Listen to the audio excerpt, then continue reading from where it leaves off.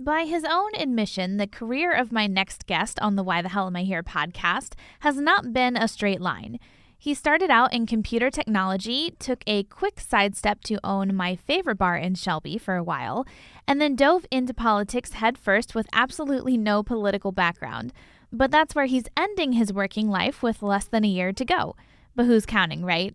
And it's been a super exciting run in politics, from serving on Shelby City Council to transporting political speakers for the Republican National Convention in Cleveland in 2016.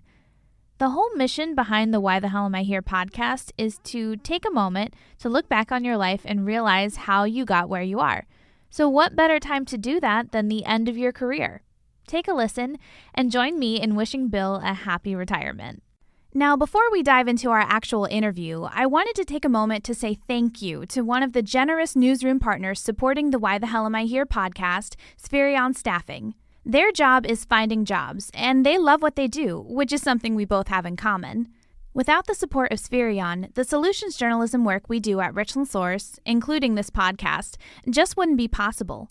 For more information about Spherion, our newsroom partners, and our solutions journalism work, visit richlandsource.com/solutions.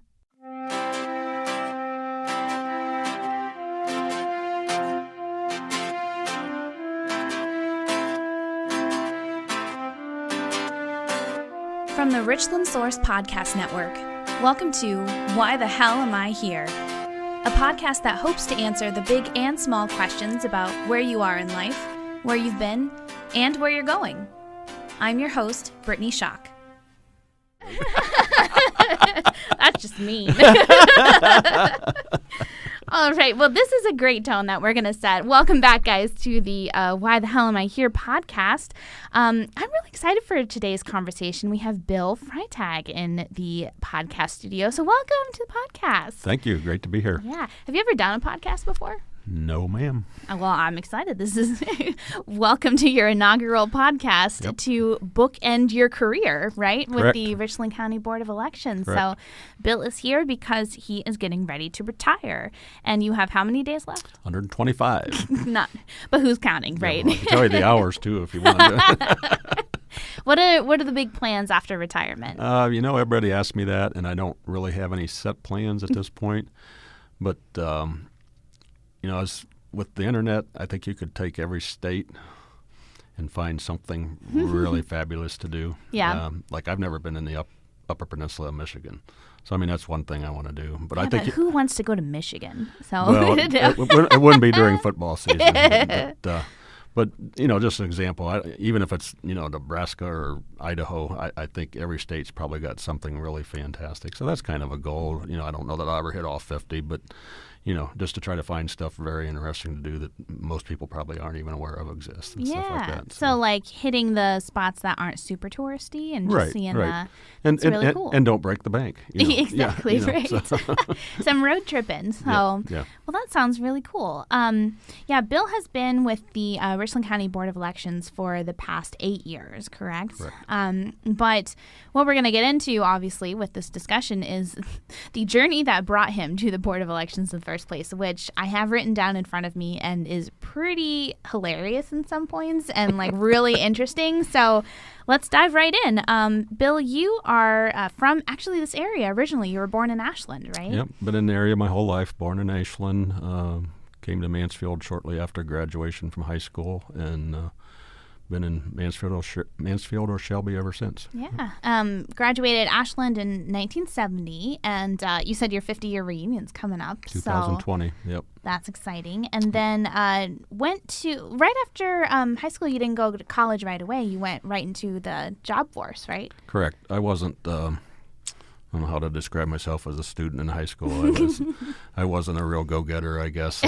Not academically inclined. I had one of my fourth grade teachers that she's still alive, and I talked to, and I remember telling me if I would just apply myself, I could really be something someday. So here we are.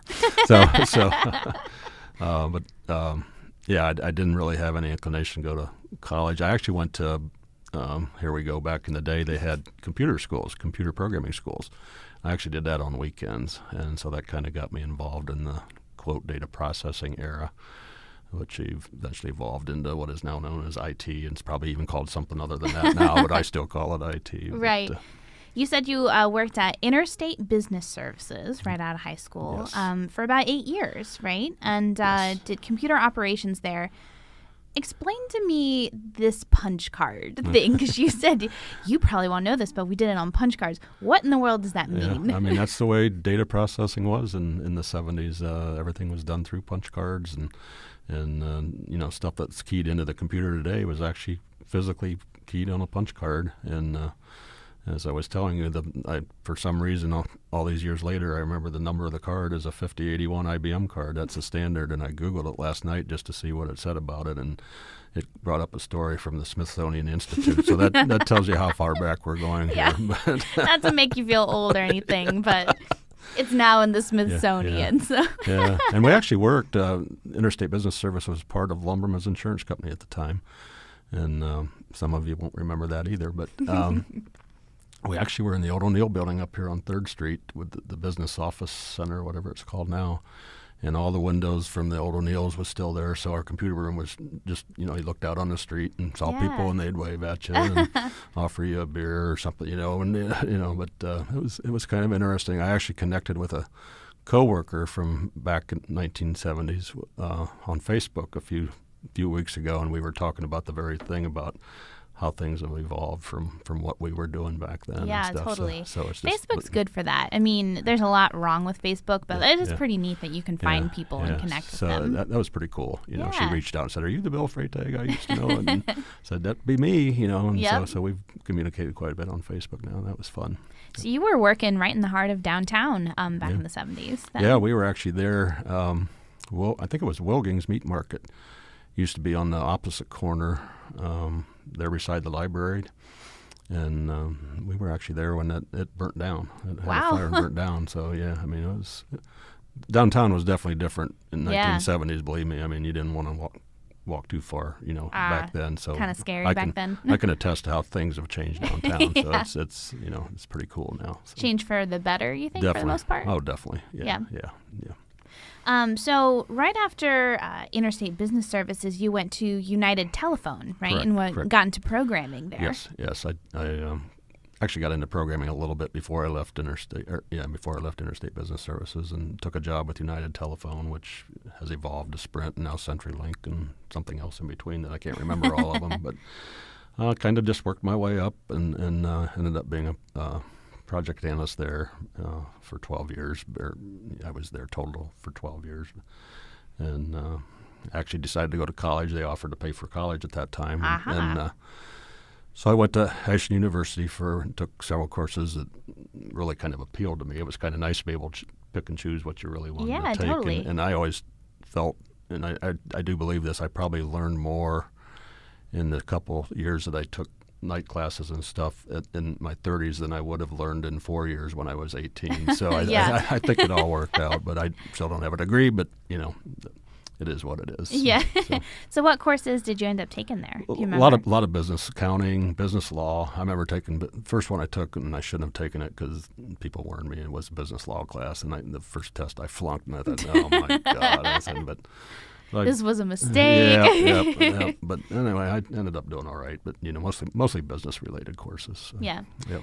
I want to talk a little bit about this idea of going back to college years later, right? Because you were in your 30s at that time, right? When you went back to college. Correct. I feel like there's a little bit of a stigma, when kids don't want to go to college right away, and even for adult students. But can you talk about why you felt you really benefited from that, from kind of delaying that college right away? I think basically pretty much what I said. I wasn't committed to going to college when I was 18, and so I probably wouldn't have put the same effort in that I did. When somebody else was paying for it for me, and it was part of my job and things like that. So I think I was more committed at 15, 20 years later than I would have been when I was 18. And I think even today with the all the talk about job force, I think a lot of people need to take a look at what's out there other than a 4-year. I've always felt it was a stigma too, by not having a degree and, trying to get positions that I've been trying to get that, it puts me kind of behind. But, I think there's a lot more options now than there were back then, even as far as if people don't want to, go the 4-year route. Yeah, sure. Plus, I'm thinking about, you graduated from high school in 1970. The cost of education back then versus the cost of education now is just boof. Right. It's rough. Yep. I went to college from 2008 to 2012, and that was rough for me. And the only reason I was able to pay off my student loans already was because I had help from my family. So, because otherwise it's just... Yeah. That stuff hangs over your head. Oh, and, I know. I've got nieces and nephews that, they've got families and they're still trying to pay stuff off. It's just crazy. Bizarre. It is you bizarre. Commit yourself to go and then you find yourself in debt before you even find your first job. Exactly. It's I don't know. Doesn't make a lot of sense to me. It's crazy to me, too, that they, you have these 18-year-old kids that are taking on, like, so much debt. And I don't think anyone realizes it at the time when you're first going. And then... Yep. Then the real life hits you, and you're like, oh, my God, this is the worst. Yep. Well, that's one thing I didn't have. I didn't have any college debt. Yep, so that's a good thing. Absolutely. You did it right. So, Bill, you worked at United Telephone for some time in programming, worked your way up to project analyst, and then took a bit of a different turn in your life. Yeah, my career hasn't been a straight line, that's for sure. After 20 years in IT and data processing, whatever you want to call it, I was just kind of course, overused term, burnout, especially back in the day. 20 years being in the corporate world and just wasn't really happy with that. And I was getting to the point where, do I really want to do this? I was 38. And I thought, I got 25 more years at least to work. Do I want to do something that I don't enjoy doing for 25 more years? Yeah. And so I kind of just started looking for something I could do on my own. Ended up buying a small tavern in Shelby, Ohio called Weber's Bar. And so I bought that in 1990 and had that for 7 years. And that's where I met a lot of great people. Matter of fact, most of my close friends, I've still got a few from the phone company, but most of my close friends today are still from the Shelby area, even though I now live back in Mansfield. So, yeah. But it was an interesting twist, but it turned out great. And yeah, that's what I love about it is the twist. Like you said, going from programming and that kind of world to I'm going to buy a bar. Yeah. Do you feel like everyone has that impulse at some point in their life? Like, I want to quit my job and buy a bar. It sounds really fun when you don't know any better. I actually had one coworker at the phone company that was from Shelby, and she just said, "You don't know what the hell you're doing." She goes, "Shelby's such a cliquey town, and you're not from Shelby, and they're not." I said, "Well, I said, if I fall on my face, I'm young enough. Hopefully, I can crawl back and pick up the pieces, And I, my philosophy was, if you treat people like you want to be treated, you'll do all right. And that's pretty much the way it worked out. And it's just kind of funny. I would love to talk to her now. And when I ended up being the mayor, Right, what do you think now about Shelby? How you like me now? Yep. So why Weber's? Was it just open and then you decided to go for it, or how did that happen? It was an ad in the paper. Really? That it was for sale? It was for sale, and it wasn't a lot of money. Even back then, it wasn't a lot of money, and I don't know. I don't know what I was inclined to do it, but it just, like I said, I just wasn't happy with what I was doing anymore, and when you wake up in the morning and think, oh crap, I got to go to work again today. It's time to find something else. And basically that's where I was at. So I just, So I gotta say, Bill, it is hilarious to me that you once owned Weber's, because I cannot tell you how often I have been there, which I feel a little embarrassed saying that, but I live in Shelby, and that's, it's just a great little hometown bar. Yep. If for listeners of the podcast, you might remember the episode with Cody and Felicia where we actually celebrated their engagement at Weber's earlier this year. So it's played a significant role in the lives of myself and some of my friends. That's cool, have you been there? Have you been there recently? Not too much recently. I don't go back to Shelby too much anymore. I usually end up at the Vault if I go to Shelby. Yeah, also a good place. Yeah, but. Yeah, I do need to get back and reconnect with some of the people that are still there. And, I'm just wondering if it looks the same that it did when you owned it. No. Well, I mean, it does, but, Yeah. but the Gutschalls that I sold it to, they did a lot of remodeling. I mean, not structure-wise, but just, with tables and things like that. So it's different, but I mean it's still good. It's still got the back bar. The back bar. The bar is great. The story to me was the back bar was the oldest one in Ohio, and it was brought up here in 1895 from Cincinnati, Ohio. So really, I don't know, if that's true. My goal when I lived there was when I retired, I was going to take that with me, and that was going to be my headboard for my waterbed. But, Well, then I guess Weber's only has 125 days of that bar, right? Yeah. So what is one of your favorite bar stories? Oh, gosh. I should have thought of that ahead of time. Probably not just one, but the night before Thanksgiving over there was always, just unbelievable. If the fire inspector came in, I would have been closed down in a heartbeat. I mean, you know how big it is. It's not that big. And the men's room is towards the front, the ladies' room is towards the back, and it's fairly narrow. So on night before Thanksgiving, by 9 o'clock there'd be some people in there, but by like 10 o'clock you just couldn't move. It's still like that, it was by like, the way. It was like the bus pulled up, and I always thought it was funny that if you were in the front of the bar and you were a lady, you had to go out and around the alley, come in the back door to get to the ladies' restroom. So I don't know why that sticks out in my mind, but I just remember those things. And then some nights when there were so many people in there and the jukebox, I had entertainment too, and people would start jumping around and dancing. I just prayed that the floor didn't end up in the basement. Right. We're talking about a real old building here. I actually put in an extra floor joist just because because of that. So yeah. So during this time, not only did you own Weber's, but you were also involved in some laundromats, right? Actually. Was involved with a partner with 2 laundromats, actually 3 over time. We built one in Loudonville at the time. The one in Loudonville was downtown, and they were closing. It's where the Amish furniture store is now. They were expanding over into that area. So we built a store from the ground up out by the canoe liveries on State Route 3 South. That was in 91. And then in, I can't remember just the years, we bought the one on Glessner Avenue up by the hospital and remodeled that, and then turned around and sold it 3 months later and bought what was known as Hilltop Laundry, still is known as Hilltop Laundry, up on Ashland Road at Grace and Ashland Road. So and it was, kind of like any business during the last 20, well, it'll be 30 years now, but during that, they were great for a while.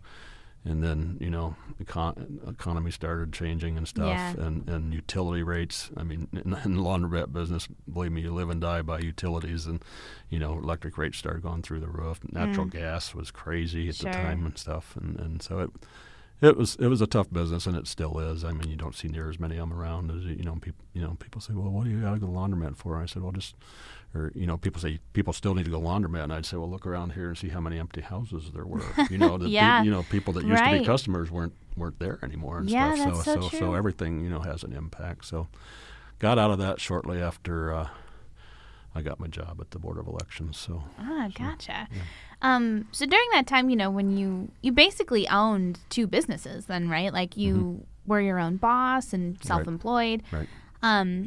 What drew you to that, being the business owner as opposed to an employee for someone else? I guess just the supposed freedom it gives you. Supposed freedom is the key word. Yeah. You want to talk about going back to Weber's owning that. I do remember one time, one of my customers, he's no longer with us, but he says, I'm going to tell you one thing right now. Nobody watches your money like you do. I'm talking about, especially in a bar business where it's all cash business. Yeah. And I never forgot that, So I'm not saying I was there every hour it was open, but I mean, I think to be successful, got to be willing to put in the time and Right. Yeah. But it did, if I wanted to go somewhere or take a week off, I didn't have to worry about somebody telling me I could do it. Yeah, that's true. Yeah. So I think it's just kind of the freedom thing and the challenge, the challenge of the unknown, Yeah, totally. It was like I said, it was kind of a bizarre twist that how I ended up where I'm at. So Yeah. or why in the hell I'm here. Exactly. Look at you. Well, speaking of bizarre twists, guests. We're going to take a quick break here to talk about some of the newsroom partners that help sponsor the Why the Hell Am I Here podcast. Then we're going to get into how Bill got into the world of politics, or as he said before, politics, which kind of a groan associated with that, but coming from the man who's been in it for, almost 15 years. Exactly. So, all right, we're going to take a quick break, and then we'll jump right back in here. The solutions journalism work we do at Richland Source, including the Why the Hell Am I Here podcast, would not be possible without the support of our newsroom partners, including PR Machine Works, Nanogate, DRM, the Visiting Nurses Association, Richland Bank, Mechanics Bank, Ohio Health, and the Area Agency on Aging. Seriously, I couldn't be more grateful to our community for believing in what we do here just as hard as we do. For more information about our newsroom partners and our solutions journalism work, visit richlandsource.com/solutions. Now let's get back to the podcast. All right, guys, welcome back to the Why the Hell Am I Here podcast. I am here with Bill Freytag of the Richland County Board of Elections. We've been talking about how he's from Ashland originally, worked in computer operations / programming / what you would call IT now for a while, and then at 38 years old, bought Weber's Bar in Shelby, Ohio, which is a frequent haunt of mine. And then, just kind of on a whim, was like, I see this ad in the paper, I'm just going to buy a bar. And then I'm assuming this is while you're in Shelby is when you kind of got into politics, because Shelby City Council was your first foray into being in politics and being an elected official, right? I mean, is that kind of how that happened? Yeah, that's correct. Like I mentioned to you earlier, politics wasn't ever a goal of mine, and just a few people. One thing about Weber's, the clientele was a lot of business people. Really? It wasn't, just your Friday and Saturday night drunks. Right. It was there was a lot of business people came in. It was. I shouldn't say this now, but there was even teachers. Of course, they always came in the back door. But I will say I've seen a couple. Definitely public figures in Weber's, and they know I'm a reporter, so we kind of make eye contact. I'm like, we're just going to pretend we don't see each other. Yeah. This is off the record, right? Yeah. Anytime we're in Weber's. Yeah, that's kind of the way the teachers were, but that's kind of funny. But yeah, and there were some things going on at the time that, as there always is, that people aren't happy with everything that's going on politically. And people say, well, you need to run for council. And I said, no. Not in those terms, but yeah. Yeah. For the record, I love that people are turning to the guy who owns the bar to run for city council. Well, that's what I said. With no political experience. I know. That's why I said it's so bizarre, that nobody was going to like because I wasn't from Shelby, so they just kept pushing me, and so finally I ran for council at large against Garland Gates, who was still very politically involved in Shelby, and of course he immediately cleaned my clock in that election. and that was 2003. That was right? 2003, mm-hmm. And in 2005 I licked my wounds and decided to try it again against a relatively unknown person in politics too, and that was Adam Hill, and I ended up winning that election. Was reelected in 2007 unopposed. Nobody ran. And then in 2008, unfortunately, Mayor Henkel passed away from cancer in August 2008. And so the order of succession to finish his term was I believe it was the law director, and then the finance director, and then the council at large. So I knew that the other two wouldn't. It was a full-time position for them, where council at large wasn't. Mm-hmm. So I knew it was going to end up coming to me. So I always tell people I was the first one that didn't say no when they got offered to me. So right. So I finished out his term. Decided that I had some health issues at the time, and I really wasn't sold on being the mayor. But so I didn't run in the primary. And but then people encouraged me to run again after the primary, so I ended up Which running. at this point is 2009. Yes. Mm-hmm. So I kind of decided, okay, we'll try it as a write-in, which I knew probably wasn't going to be successful. But we ran a great campaign. I had 8-foot tall yard signs that were shaped like a pencil. Oh my! That said right in, Bill Freytag. Oh from my there gosh! And stuff. So I mean, we ran with it. And I had some. I've had some help with a lot of people in the city that came up with some of these ideas and stuff. So it was kind of unique too. Yeah. And I forget what the numbers I told you earlier. There was over 3,200 votes, and there was 3 candidates: Marilyn, John, Cohen, Lewis, and myself, and all of us ended up with over 1,000 votes. But Marilyn ended up with the most. And yep. So we kicked her political career off there. In Shelby, yeah, definitely. Yep.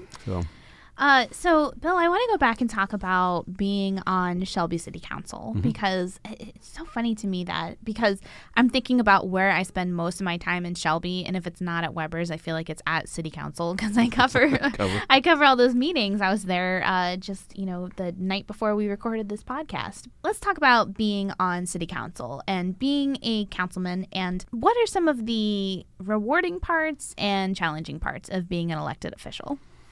I would say the rewarding parts is being able to help people that really call you with what I would call serious problem. It's always nice to be able to try to resolve an issue for them that sometimes it's more serious to them than what we think it is. But I mean, still, if it's a serious concern, then being able to work with the other departments in the city to who to contact to try to get them help and resolve issues and stuff. And probably the worst part is being people that just want to bitch. That think they have right? they think they have a problem, but the people that are never happy, you know what I'm talking about. Right. No matter what you do, they're not going to be happy. Exactly. So dealing with them, and you get a call and they say so and so, and you think, oh my God, here we go again. And all this stuff. So, but overall, that was. You didn't get a lot of that, but so it was both ends of the spectrum when you're dealing with people. Sure. Basically, people that you really, really wanted to help, and people that you didn't want to hear from at all. So, So you were, in council from basically 2005 to 2008. People get really passionate about issues, and they come to council and they voice their opinions, and sometimes they're not always kind. I mean, again, listeners will remember Tony Vero's podcast talking about the hate that he got, people like in his face talking about the damn stuff, and how he was asking me, like, what do I do? Like, what do you do about that when people are, where is the line when it comes to people being so nasty? And this environment right now in politics kind of allows for a little bit more nastiness, I think. That's the really hard part of the job today, and even more so than when I was over there. I mean, there are so many more those kind of issues, and with the tone of politics, and that's why I said politics. Politics, right? I mean, 15 years I'm in it, and to be honest with you, I'm getting tired of it. I mean, sure. and I'm me, I'm a strong conservative person as there is, you know. But I mean, I'm just getting tired of it from both sides. I'm not pointing fingers anywhere. I mean, it's just terrible. You can't believe half of what you read. Yes. And I think that's incited the fire and passion in people to get. And it was the same way with the flood thing. I don't know if you remember. I actually wrote a letter to the editor during that time. Fortunately, you were the only media that published that. But to me, people just didn't have the facts. They hear hearsay, they read Facebook, and they take it and run with it. And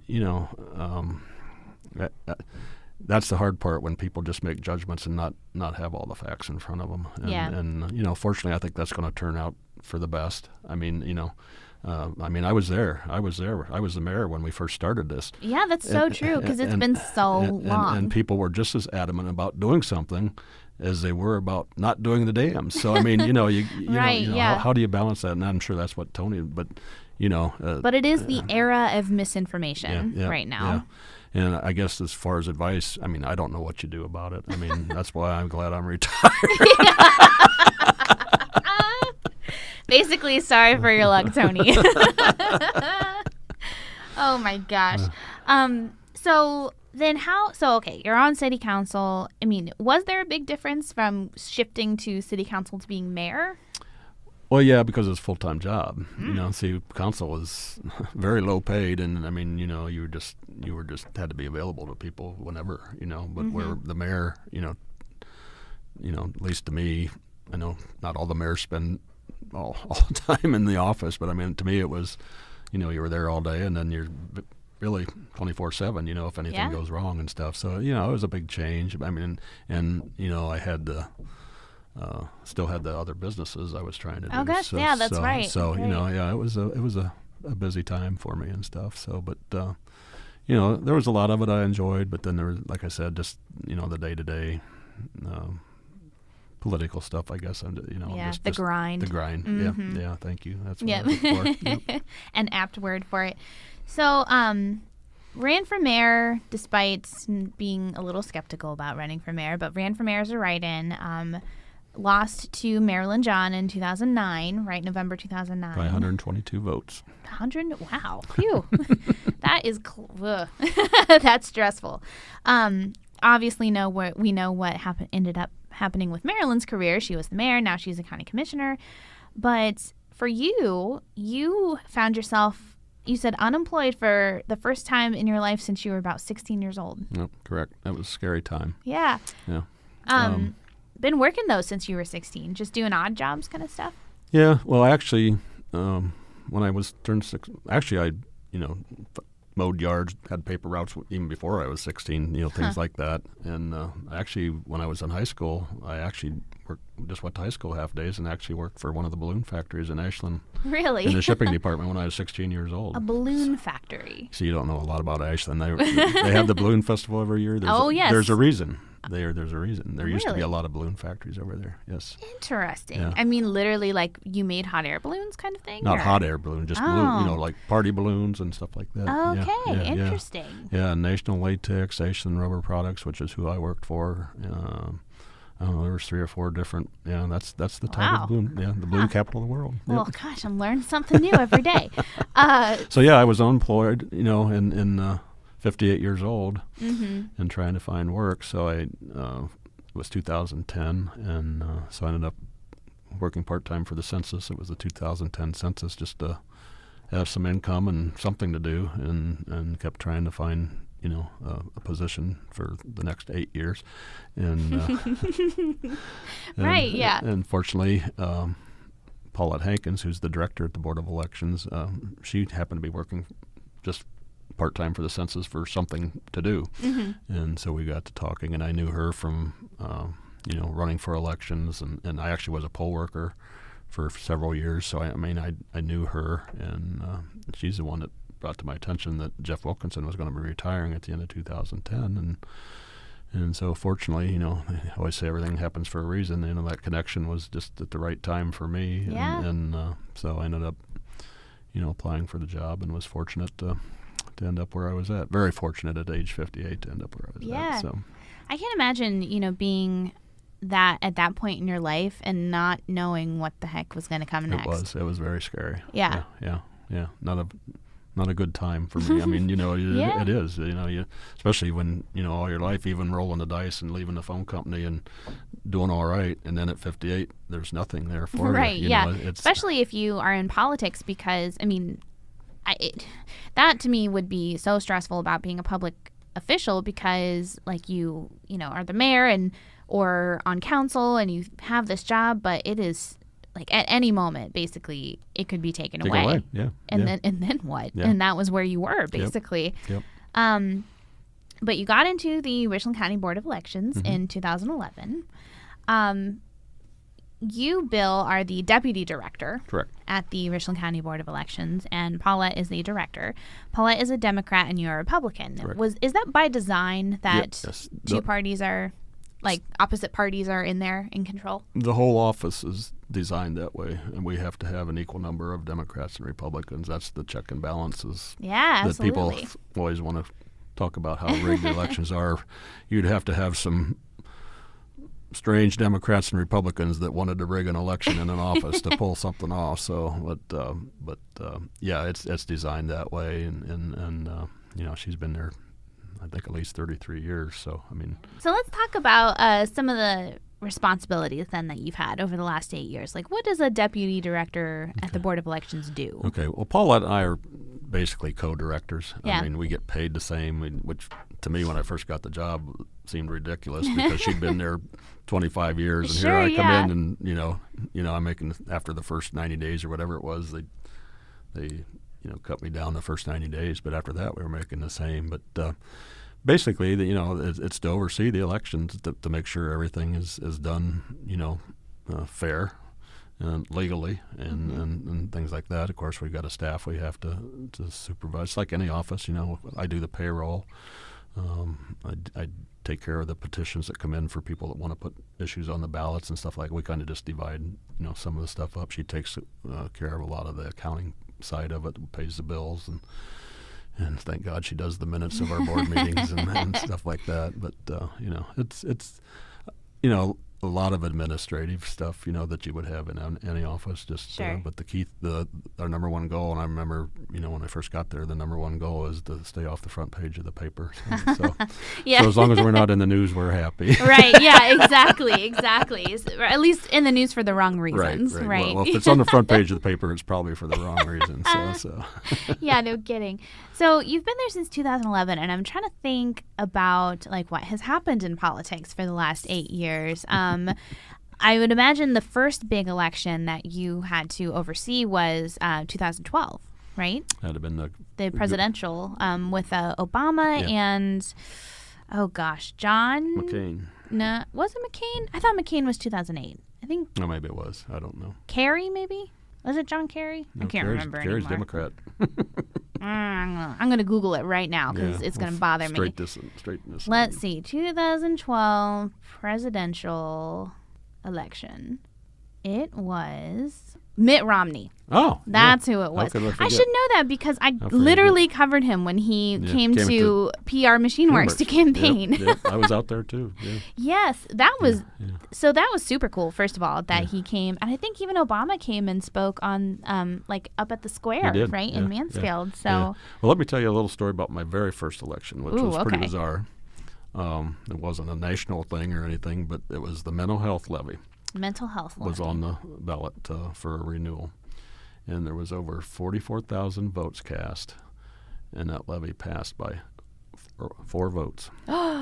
What? 4 votes out of over 44,000 votes. So people think your vote doesn't count, and often you can make that argument when you look at a national election or whatever. But there are times when it does, and of course that was an automatic recount and stuff. And I mean, nothing changed. It ended up staying at the 4 votes, but it actually passed by 4 votes. So I thought that was pretty bizarre. Crap. I said, my first election, and we're going to have a countywide recount. Right? Yeah, no pressure or anything. But yeah, other than that, the 2 presidentials are obviously the big one. Of course, the 16 was the. Yes, that was the granddaddy of them all so far. Yeah, no kidding. Absolutely. That's why I'm bailing before 20. So. Smart man. And Bill, you actually were involved a little bit in that, in the lead up to that, because you and I both attended the Republican National Convention up in Cleveland. Yep. And gosh, when it was the summer before the election, right? When he officially was the nominee for the Republican Party. What are some of your thoughts on that? Was it 3 days or? Well, I was actually there Sunday through Thursday. Okay, so I was there for 3 days. Yeah. So what was your thoughts on that week being up in Cleveland? It was for amazing, that convention? And I had so many people that tried to discourage me from even being up there, because everybody's afraid it was going to get nasty and all this stuff. I remember a lot of security concerns. Yeah. But it was one of the best things I've ever done in my life. I mean, really? Matter of fact, it's going to be in Charlotte in 2020. I might even send my name down there to just go do it again. I don't know, but what I did, I was actually part of the carpool people. They had like 25, nice limousines that picked up the speakers that were speaking at the convention from the airport, took them to their hotel, and took them to the hotel to the Quicken Loans, Quicken Loans Arena, then take them back and stuff. So it was kind of neat. I mean, we couldn't talk to the people, we couldn't ask for autographs, things like that. But I transported General Flynn, I transported Peter Thiel, the founder of PayPal. So I mean, it was. And then you're rubbing elbows with some cool people. Yeah, it was pretty cool. I always joke about it with General Flynn. I probably should have had a recorder going on to see what was going on back there. No kidding. Yeah, I know it's a little crazy looking at where things are now comparatively. The funny story about General Flynn was there's I'm trying to think what hotel he was staying out by the Cleveland Clinic, but there's 2 of them with the same name. and they sent me to the wrong one. And I thought, I'm sitting there waiting. I go in and look around, try to find him and stuff. And we have radios and stuff with us to the dispatch. And I said, I just don't see him. Well, then they finally come back and say, we sent you to the wrong hotel. So I thought, oh, great. I got to go pick up General Flynn, who's been waiting a half hour for me. But he was fine. He had another gentleman with him, and they just talked, the whole time. I mean, he didn't give me a hard time or anything. You're like, that's the wrong person to piss off. Right, exactly. Yep. Yeah. So, that was really exciting. I met a guy from New York that I picked up at the hotel and took to the arena, and I didn't know his name at all. And I said, I apologize. I said, but what's your claim to fame? And he goes, I have no idea what the bleep I'm doing here. And he says, I've never spoken in front of 10 people in my life. And I said, you got to be kidding me. He goes, no. And his wife was with him. I think she was involved with the Trump campaign. And she said, oh, he's an entrepreneur. He does building restorations in New York City. And Trump wanted an entrepreneur, to come and, tell their story and speak and stuff. So he ended up doing it. And fortunately, I had the return trip afterwards. And normally that didn't happen because, it's just. Did you ask him how it went? Well, I could tell. I mean, him and his wife were just, they were through the roof. I wish I could have found it on YouTube or something to watch it. But, Yeah. And they were so impressed with the Cleveland area. I'm for being from Mansfield, I'm pretty familiar with the Cleveland area, and so I would take people east down like through Playhouse Square, and then that's impressive. Then go north to like the Brown Stadium and the Rock and Roll Hall of Fame to stay away from the downtown, like to get over to the flats. So You're giving them the scenic tour. Well, but it was really quicker because I didn't have the congestion. Mm-hmm. But there was you were there. You know what it was like in the middle of town. Yes. So I just kind of did the outer loop. Yeah. But he loved being in the building restoration. He loved Playhouse Square. He said we got to come back here and spend some time because they were just in and out. And he's from New York. He was from New York, so that was kind of impressive. I don't remember his cool. name, but it was kind of a neat, one of the neater rides that I had. I just missed Fran Tarkington because my door was locked when he tried to pull the door handle. So he got in the car behind me, but I had some of the people that was with him ride with me. But it was. But I'm so glad I did it. It was a once in a lifetime. Maybe not if I do 2020, but at the time I thought, honestly though, it's a once in a lifetime thing. Well, that and even if you do 2020, 2016 was still a once in a lifetime thing because first of all, I think that it will be very different atmosphere wise. Yeah. And in 2016, you can attest more than I can, was just, to me, it seemed like no one had ever been through anything like it before. Right. Like it was like, what is going on kind of atmosphere. And kudos to Cleveland. Oh yeah. I can't imagine how you plan to do that. I know. Tell me about it. To me, it was amazing to know the strategies and the logistics of everything, and the number of people they had to coordinate. The police officers coming from out of town. Yeah, I can't imagine how they pulled it off, and it was perfect. I saw a couple incidents. Well, the very first time I picked somebody up out at the airport and was taking them downtown to their hotel, and there was some protesters that were marching, and the police officers told me I needed to get off the street. And I said, well, where do you want me to go? I'm trying to get to, he goes, you can't get to that hotel right now. And I said, well, where do you want me to go? He said, just pull up on the sidewalk. So I pulled up on the sidewalk, and you probably saw the bicycle patrol that they had there. Yeah. That was probably, to me, the best thing they did, because those people could get anywhere, anytime, right now. Don't worry about a car. No traffic or anything. Anything. So they weren't trying to stop them. They were just escorting, let them do their thing, So that was, I thought, oh boy, here we go. This is like my first trip, and here. Right, yeah. But that was basically it. As far, I know there was other protests that went on, but nothing that I got really involved in. So I went up there with my coworker at the time, Dylan Carr. He has since moved on. He ended up covering most of the outside stuff, like the protests and things like that. And I got to be inside because, man, it was like an 8-month credential process to try to get a press pass to go inside. So to me, that was super rewarding to be able to, I went through that process and I did it and I'm here, and journalistically, it's probably the coolest thing that I've gotten to do, and one of the biggest things that I've gotten to do. But it was a little scary sometimes. It was. Particularly me as a journalist, and we all know how this particular administration feels about the press. So why do you say that? I feel feel like it's obvious, Yeah, but okay. but I am not an enemy of the people. I want to put that out there. Yeah. But I mean, so much I think has changed since 2016, since the RNC, in a lot of ways. What's your opinion on like the state of how things are right now? Because to me, you know, just purely from an observational standpoint, it's like, where do we go from here? What is happening? Yeah. I think everyone feels a little bit like that, of nervous maybe, and just unsure of, because you never know like what he's going to tweet next, kind of thing. Well, I think Twitter's the worst animal that has hit the presidency. but you know, and you know, people are going to debate me on this, but I still go back to the fact I'm not crazy about some of the stuff he says and does. But if he would have just been a normal candidate, he wouldn't be president today. He got to where he's at by being different. That is true. And, you know. For better, for worse. For better, for worse, people wanted something different. Yeah. That's what they got, you know. And if he would have just been trying to woo voters like all the other candidates were, he would have been one of the first ones out probably, you know. I mean, what, he beat out, wasn't in a field of like 18 other candidates? I think it was 17 total counting him. So, But, I mean, you know, to me, he had to do something. Yeah. And that's how he got where he's at. So I have trouble arguing with that aspect of it. I just don't like the tone, you know, like everybody else does. But I can understand it. I can understand why he did it, or he still does it. The radicalness of it, and the like, let's shake things up part. Yeah. So, you know, I don't know what 2020 is going to hold. You know, who knows? It's so far away. But yeah, I mean, I can come to defend him just from that if he wasn't the way he was, he wouldn't be president today. Yeah, it's just what seemed like what the country wanted right now. He was at the right place at the right time. Yeah. Yep. Do you Careful think what you wish for, right? Yeah, no kidding. And now look what we got. Do you think that's trickled down at all to local politics?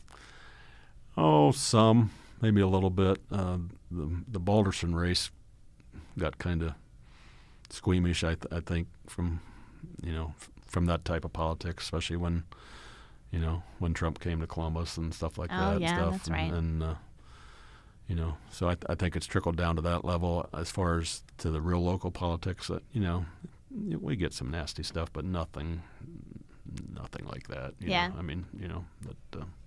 Do you prefer local politics to national politics? Oh, definitely. Yeah. Yeah. You know, years ago I might not have said that, but yeah, I do now. I just, like I said, I'm getting to the point where I just want to turn them both off. I mean, well, I'll tell you where I'm at right now. I used to be a news junkie. Yeah. I'd go home for lunch. I'd watch news at lunchtime. I'd go home after work and have the news on for 3 hours and listen to the same thing over and over from 4 o'clock to 7 o'clock or 7:30. I haven't watched the local news. When I say local, I'm talking Cleveland or national news, probably for well over a year. Really? Wow. I just, you know, it was just enough. It's exhausting. It is. It just, you know, I used to watch, you know, Bill O'Reilly, Hannity, all that stuff. Don't watch it. Don't watch it at all. Not at all. Not at all. Nope. Do you feel obligated to keep up, though, being in the Board of Elections? Oh, of course, but I get everything off Facebook. So yeah. You can just read what you want and not have to deal with. But I mean, that's just how it kind of hit me, you know. Yeah. After, you know, and as excited I was to be up there in 15, you know, before the 16 election, and well, it actually was in 16. Yeah. I was actually up there for the debate too. That was cool. Yeah, that was kind of cool. So, you know, I mean, I was really connected to it, but it was like I OD'd, you know. I mean, I just gotta go cold turkey on this stuff, and I never watched the news. And when the young kids were trapped over in the caves. Yeah. Mm-hmm. I didn't know about that. So somebody told me about it, and it was like, you know, 10 days into it. I didn't even know that. So that's how far removed I've been from some of this. But I do try to keep track, at least locally, with for my job. You know, sure, I mean, but I just don't. But it seems like it's a good time for you to retire then and walk away from that kind of stuff. What's one thing you're going to miss the most? Probably the day-to-day interaction with everybody. Yeah. You know, I mean, I'll tell you what. One of my plans, and I don't know if it'll end up that way, is I hope to get on the board as a board member. So I'll still be involved that way if that happens. Jeff Wilkinson, I'm just going to follow his footsteps. Yeah. His term's up at the end of February, and he's not going to run again. I mean, the party's central committee picks the replacement, so there's no guarantee I'll get it. But, I don't know that anybody's going to have too much more experience at it than I do. At this point.